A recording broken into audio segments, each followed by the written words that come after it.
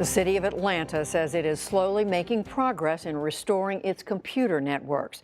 Hari Srinivasan explains how 9 days after a cyber attack brought city services there to a virtual standstill, systems are finally coming back online. Atlanta is among the largest, but only the most recent victim of ransomware attacks, where hackers gain entry to computers, seize files, and lock out users until a ransom is paid. The FBI received more than 2,600 such complaints in 2016. A group known as SamSam is thought to be behind the Atlanta hack. They've already extorted more than $1 million this year from some 30 organizations. The FBI advises not to pay extortion money to hackers, saying it emboldens criminals and does not guarantee that the seized data will be returned. Atlanta officials have not said whether they paid the $51,000 ransom demanded of them.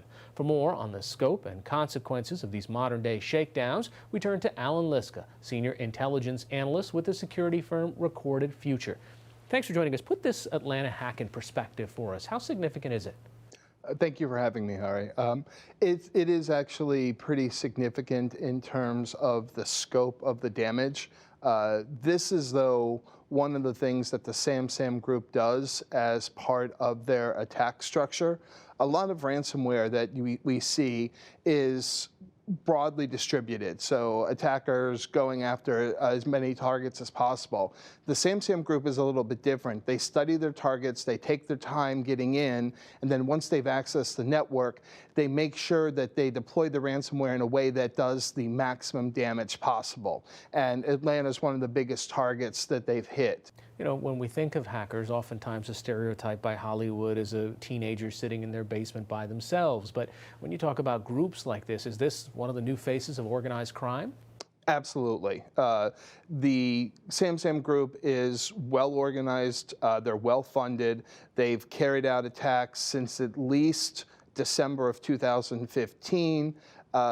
They've brought in several $1 million over the last couple of years. So it's, I hate to use the term, but it's a thriving enterprise.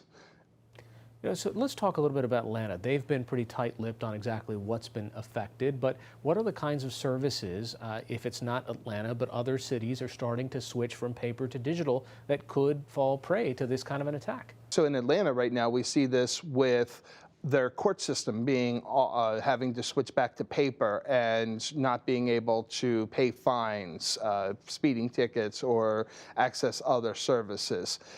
This happens a lot. When you have a group that plans their ransomware attack carefully, they will make sure that it's disruptive. We saw this last year with the attack on the San Francisco BART system, where an attacker got in and installed ransomware on the fare system so that everybody who went to go buy a ticket saw that the systems had been infected with ransomware. So it seems that, you know, cities and companies put up kind of firewalls to try to keep hackers from getting in kind of directly, but it seems that the human beings inside are the weak links. They get an email, they click on a link, and then all of a sudden the bad guys are inside the network, so to speak. In this particular case, that's not what happened, but that's the primary distribution of ransomware, is through phishing emails, a fake invoice, a link to a bad website. That is the primary distribution. The good news is that type of ransomware is actually on the decline. So we saw a big drop in that at the end of 2017, and that's continued into 2018. Part of that is organizations are getting better at protecting themselves from that type of ransomware. This type of ransomware is a little bit different because this is targeted, and this is a group that is willing to take weeks or months in order to gain access to the networks they want to get to.